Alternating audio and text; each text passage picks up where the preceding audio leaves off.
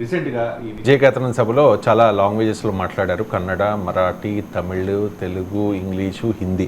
అలాగే ఒక పోస్ట్ కూడా చేశారు సార్. అది చాలా భాషల్లో చేశారు. ఉత్తరాదిన ఉన్న హిమాలయాలలో ఉంది పరమశివుని కైలాసం, దక్షిణాది ఆయన కుమారుడు మురుగన్ నివాసం, వారు వెలిసిన ప్రదేశం ఈ భారతదేశం, ఇది జగన్మాత నాకు ఇచ్చిన ఆదేశం అని చెప్పేసి. సో అభ్యంతరమే ఉన్నది, సంతోషమే కదా. దేవునికి కూడా ప్రాంతాలు అంటగట్టాల్సిన అవసరం లేదు. అందుకే మేము అంటున్నాం, మీకు అయోధ్య మీద ఉన్న ప్రేమ భద్రాచలం పైన ఎందుకు లేదని. అయోధ్యకు వచ్చిన పోయిన వారు ఒక్కరోజు భద్రాచలం వచ్చాడు. ఆ మోడీ అయిన అమిత్ షా అయినా భద్రాచలంకు 100 రూపాయలు ఇచ్చారు చెప్పండి కేంద్ర ప్రభుత్వం. ఏం రాముల వారి సంబంధం భద్రాచలం లేదా? ఆడ పర్ణశాల కట్టుకుని రావణాసురుడు సీతాపహరణ చేసిన గడ్డ కదా, ప్రాంతం కదా. రామలక్ష్మణులు నడియాడిన పవిత్ర భూమి కదా. సీతాలక్ష్మణ సమేతంగా శ్రీరామచంద్రుడు నడియాడిన భూమి కదా. అందులో మీకు ఆ భద్రాచలం మీద ఎందుకు లేదని అంటున్నాం. 100 కోట్లు ఇవ్వండి, 100 రూపాయలు ఇవ్వండి. ఇచ్చారు ఇంతవరకు కేంద్ర ప్రభుత్వం చెప్పండి.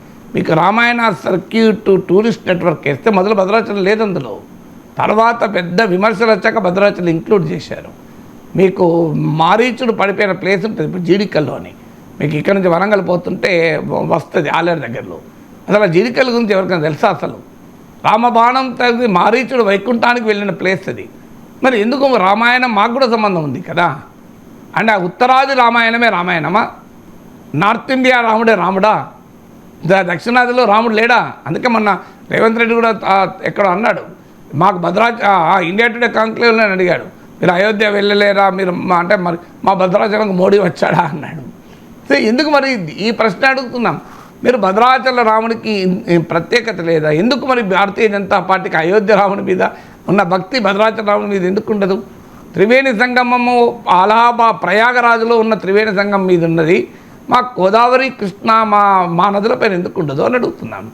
ఇవి కూడా పవిత్ర నదులే కదా, కాదని ఎవరన్నారు ఇది? సో మన ఆ మహాకుంభకి ఇచ్చినటువంటి ప్రాధాన్యత మా కృష్ణా పుష్కరాలకు, గోదావరి పుష్కరాలకు అందులో కొంతైనా, మొత్తం ఇవ్వమని కూడా అంటలేదు. మహాకుంభ విశిష్టత నేనేమి తగ్గించదలుచుకోలేదు.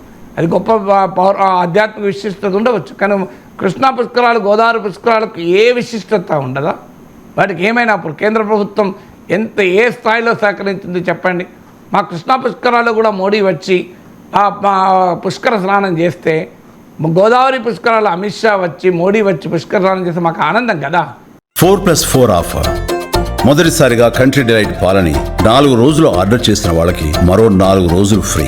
ఇంకెందుకు ఆలస్యం, యాప్ని డౌన్లోడ్ చేసుకోండి. Download the country delight app now. ఎందుకుంటుందని అడుగుతున్నాను, ఇలా తప్పేమున్నది? సో అందువల్ల పవన్ కళ్యాణ్ బీజేపీ తరఫున బ్యాటింగ్ చేసే ముందు అడగాల్సిన ప్రశ్నలు ఇవి కదా. సో ఈ ప్రశ్నలు మీద ఎందుకు అడగడం లేదు అని క్వశ్చన్ కదా.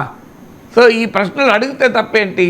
అందువల్ల దైవానికి మనం ప్రాంతాలు అంటగట్టకూడదు, దైవానికి ప్లేస్ అంటగట్టకూడదు. అందుకే ఎవరు అన్నారు, దేవుడికి జీవుడికి తేడా ఏంటి అంటే, ఎక్కడ పడితే అక్కడ ఉండేవారు దేవుడు, ఎక్కడ పడితే అక్కడే ఉండేవాడు జీవుడు. మనం ఎక్కడ పడితే అక్కడే ఉంటాం, వేరే మనం ఇక్కడ పోం. కానీ దేవుడు సర్వంతర్యామి. దేవుడికి భాష, మతము, ప్రాంతము, దేవుడికి ఈవెన్ మతం కూడా అంటగట్టద్దని కదా ధర్మశాస్త్రాలు చెప్పేది. రామకృష్ణ పరమహంస అంటాడు కదా, దారులు వేరైనా చేరే చోటు ఒకే దగ్గరికి అని. అలాంటి ఇది కరెక్టే, కానీ ఇదంతా సౌత్ ఇండియన్స్కే నీతులు, మళ్ళీ హిందీ వాళ్ళకు ఉండవు ఇవన్నీ. సో ఎందుకు మరి మీకు హిందీ వారికి ఈ రకమైన భారతీయత మన అన్నారు? ఎందుకు మీకు మమ్మల్ని నల్లవారితో సహజీవనం చేస్తున్నాను తరుణ్ విజయ్ అనే బీజేపీ మాజీ ఎంపీ, పెద్ద పాంచజన్య సంపాదకులు కూడా ఉన్నారు. అలాంటి వాళ్ళు ఓపెన్గా కామెంట్ చేశారు కదా. తర్వాత అఫ్కోర్స్ ఆయన క్షమాపణ చెప్పాడు, విరమించుకున్నాడు. కానీ అసలు ఆ మనస్తత్వం ఏంటి అనేది నా క్వశ్చన్ ఏంటంటే, ఎందుకంటే మీరు కూడా మాకు మా భద్రాచలం రాముడి పైన అదే గౌరవం చూపండి, ఆనందపడతాం కదా. అయోధ్య రాముడికి ఇచ్చిన ప్రాధాన్యతలో 10% ఇవ్వండి. అయోధ్య రాముడే, రాముడు పుట్టిన చోట కదా, దాని మించింది ఏముంటుంది? కానీ భద్రాచలం రాముడికి కూడా ఎంతో కొంత విశిష్టత ఉంటుంది కదా.